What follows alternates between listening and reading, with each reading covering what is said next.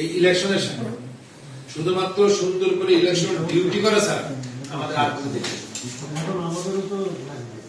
মানে আমাদের আর কোনো নির্দেশ মানে আমাদের শুধুমাত্র দায়িত্ব সম্মানের সাথে ইজ্জতের সাথে মর্যাদার সাথে আমরা ইলেকশন করতে পারি। তা আমরা আমাদেরকে সাহায্য করে আর একটু আমাদের এখন ধরেন যে বেসিক্যালি থানার মধ্যে এখন আমাদের ফোর্স আছে 4-5 জন করে। তাদের যদি আপনার কুষ্টিয়া অঞ্চল হতো তাহলে বোধ হয় কুষ্টিয়ার সাংবাদিকদেরকে এটা বলতে হবে, যেহেতু ওই দিক দিয়ে নদী আছে আর কি। তা সাক্ষীরাতে বলা যায় যেহেতু বললাম, এখন আমাদের থানাতে লোক আছে হাইস্ট 3 থেকে 4-5 জন। তাদের একটু আমাদের থানাগুলো টিকে আর থানায় যদি কোনো বিপদ হয় আমাদেরকে ওই মানে সেন্টার থেকে ফোর্স এনে যে থানা রক্ষা করবো আমাদের পক্ষে সম্ভব। আর একটু চিন্তায় একটু বাড়তে পারে এই 3 দিন।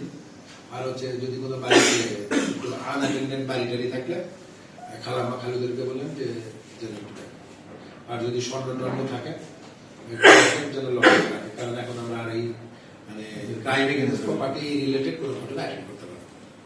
কি বোঝাতে পারছি? এখন এটা কিভাবে বললে মানুষ ভুল বুঝবে না ওইভাবে আপনি লিখে দিন। মানে আমাদের থানাতে এখন ফোর্সা চলছে, ধরেন মনে করেন যে অস্ত্র দেখার জন্য ধরেন অস্ত্রের লোক আছে, একটা ডিউটি অফিসার থাকে, একটা সেন্ট্রি, ধরেন হাইস্ট 3 জন। আর যদি আর একটা কনস্টেবল পাইতে পারে দেখবেন যে এই মাসে এই ইলেকশন মৌসুমে আমরা ইলেকশনের 1 মাসের মধ্যে মনে করেন যে আমরা মিনিমাম বোধ হয় 1050 হবে না, 50 নাহলে 20,000 মানুষের বাচ্চার চাচা হবো আমরা। মানে আমাদের বোনেরা নির্বাচনের ভয় আর কি দেখবেন যে ম্যাক্সিমাম প্রচুর পরিমাণ এই বাচ্চা নেওয়ার টাইম ওরা এইটা বানাইছে আর কি, এই ফেব্রুয়ারি মার্চ এই সময়গুলো।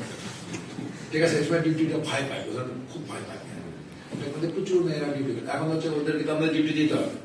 এখন এই থানাগুলোতে আমাদের এই জাতীয় এই মানুষগুলো আছে, আপনারা যারা সাংবাদিক আছেন আপনারা যারা ওদের খারাপ লোকজন করেন একটু আমাদেরকে ইনফরমেশন মানে থানাগুলো আনঅ্যাটেন্ডেন্ট থাকলো।